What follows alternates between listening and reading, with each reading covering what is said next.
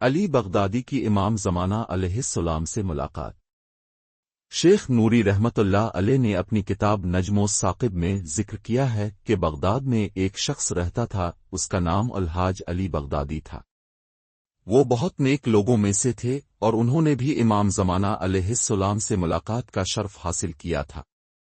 الحاج علی بغدادی ہمیشہ سے کاظمیہ کی طرف سفر کرتے تھے تاکہ امام موسیٰ کاظم علیہ السلام اور امام محمد تقی علیہ السلام کی زیارت کریں۔ وہ کہتے ہیں مجھ پر خمس اور شرعی حقوق واجب تھے، میں نے نجف اشرف کی طرف سفر کیا اور اس مال میں سے 20 تومان شیخ مرتضی انصاری رحمت اللہ علیہ کو دیے، 20 تومان شیخ محمد حسین کاظمی رحمت اللہ علیہ کو دیے، 20 تومان شیخ محمد حسن شروقی رحمت اللہ علیہ کو دیے، اور 20 تومان باقی رہ گئے تو میں نے فیصلہ کیا یہ 20 تومان بغداد واپس جا کر شیخ محمد حسن آل یاسین رحمت اللہ علیہ کو دوں گا۔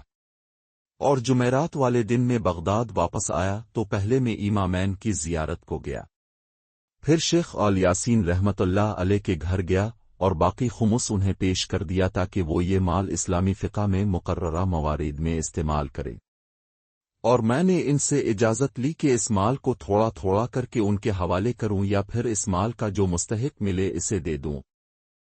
شیخ نے اصرار کیا کہ میں ان کے پاس رہوں۔ میں نے اپنی بعض مصروفیات کا ذکر کرتے ہوئے ان سے معذرت کی اور انہیں خدا حافظ کہہ کر بغداد روانہ ہو گیا۔ جب میں 1/3 راستہ طے کر چکا تھا تو میری ملاقات ایک جلیل القدر اور عظیم مشان سید سے ہوئی۔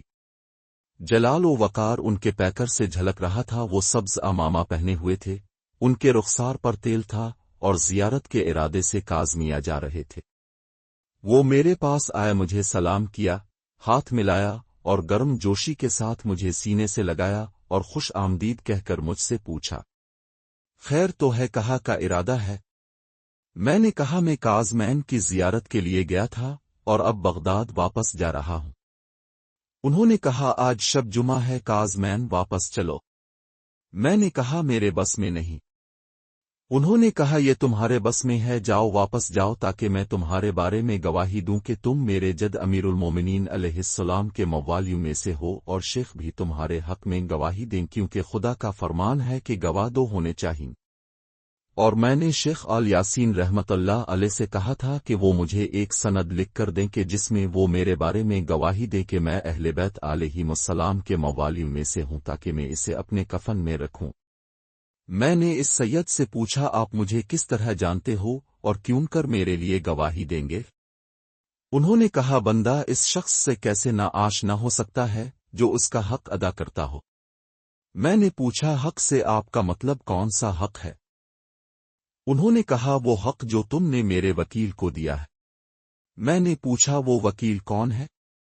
انہوں نے کہا شیخ محمد حسن۔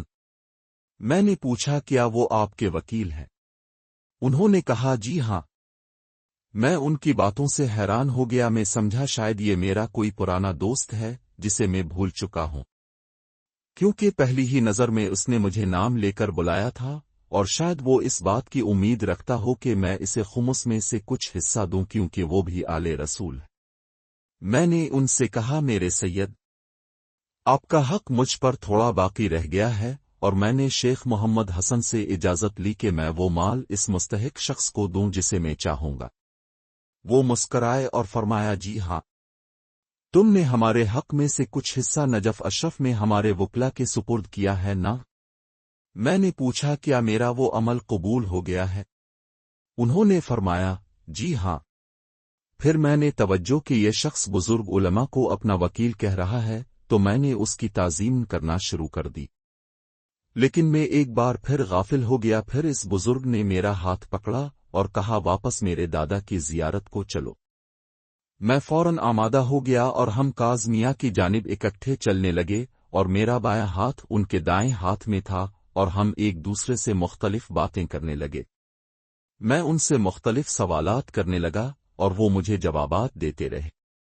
میں نے ان سے ایک سوال یہ کیا کہ میرے سید و سردار منبر حسینی پر کچھ خطبہ کہتے ہیں، سلیمان امش کا امام حسین علیہ السلام کی زیارت کے بارے میں مذاکرہ ہوا تو اس شخص نے کہا زیارت امام حسین علیہ السلام بدعت ہے، ہر بدعت گمراہی ہے اور ہر گمراہی کا انجام جہنم ہے۔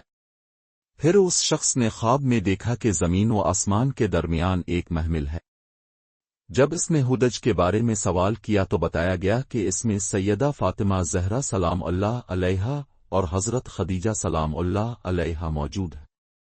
میں نے پوچھا یہ مخدرات کدھر جا رہی ہیں؟ تو بتایا گیا کہ آج شب جمعہ ہے اور یہ زیارت امام حسین علیہ السلام کے لیے جا رہی ہے۔ اس نے دیکھا کہ اس محمل سے چند رقعے زمین پر گر رہے ہیں اور ان پر لکھا ہوا ہے شب جمعہ امام حسین علیہ السلام کی زیارت کرنے والوں کو قیامت کے دن آگ سے امان مل جائے گی۔ تو کیا یہ بات درست ہے؟ سید مذکور نے فرمایا ہاں، یہ سب صحیح ہے۔ میں نے پوچھا میرے سردار، یہ جو کہا جاتا ہے کہ جو بھی شب جمعہ امام حسین علیہ السلام کی زیارت کرے وہ امان میں ہوگا؟ سید نے فرمایا ہاں۔ ان کی آنکھوں سے آنسو نکل آئے اور وہ روئے۔ ہم تھوڑی ہی دیر میں کازمین پہنچ گئے، ہم نے گلیوں اور سڑکوں کو دیکھا ہی نہیں اور ہم حرم شریف میں داخل ہو گئے۔ سید نے مجھ سے فرمایا زیارت پڑھو۔ میں نے عرض کیا میری قرات صحیح نہیں ہے۔ سید نے فرمایا میں زیارت پڑھتا ہوں، البتہ تم میرے ساتھ پڑھو گے؟ میں نے کہا جی۔ سید نے زیارت پڑھی اور رسول خدا صلی اللہ علیہ وآلہ وسلم اور ایک ایک کر کے تمام ائمہ علیہم السلام پر درود و سلام بھیجا، یہاں تک کہ امام حسن عسکری علیہ السلام کا اسم مبارک لیا۔ پھر مجھ سے پوچھا کیا تم اپنے زمانے کے امام کو جانتے ہو؟ میں نے کہا میں انہیں کیوں نہ جانوں؟ سید نے فرمایا ان پر درود و سلام بھیجو۔ میں نے کہا آپ پر سلام ہو اے حجت خدا، اے زمانے کے امام، اے امام حسن عسکری علیہ السلام کے فرزند۔ امام مسکرائے اور فرمایا تم پر بھی خدا کا سلام، رحمت اور برکتیں ہوں۔ پھر ہم حرم میں داخل ہوئے اور ہم نے ذریح مقدس کا بوسہ لیا تو سید نے مجھے فرمایا زیارت پڑھو۔ میں نے عرض کیا میں صحیح طریقے سے زیارت نہیں پڑھ سکتا؟ سید نے فرمایا کیا میں تمہارے لیے زیارت پڑھوں؟ میں نے کہا جی ہاں۔ تو سید نے زیارت امین اللہ پڑھنا شروع کی اور زیارت ختم ہونے کے بعد مجھ سے فرمایا کیا تم میرے دادا حسین ابن علی کی زیارت پڑھو گے؟ میں نے کہا ہاں۔ وہ شب جمعہ تھی، سید نے زیارت وارثہ پڑھی اور نماز مغرب کا وقت آ گیا تو سید نے مجھے نماز پڑھنے کا حکم دیا اور فرمایا جماعت کے ساتھ شامل ہو جا۔ میں نماز کے لیے کھڑا ہو گیا اور جب میں نماز سے فارغ ہوا تو وہ سید میری نظروں سے غائب ہو گئے۔ میں انہیں ڈھونڈنے کے لیے باہر گیا لیکن وہ مجھے نہ ملے۔ تب میں غفلت سے بیدار ہوا اور مجھے یاد آیا کہ اس سید نے مجھے میرے نام سے بلایا، مجھے کاظمیہ کی طرف واپس لائے اور فقہائے کرام کو اپنا وکیل کہا اور پھر اچانک میری نظروں سے غائب ہو گئے تو میں سمجھ گیا کہ وہ امام زمانہ علیہ السلام تھے۔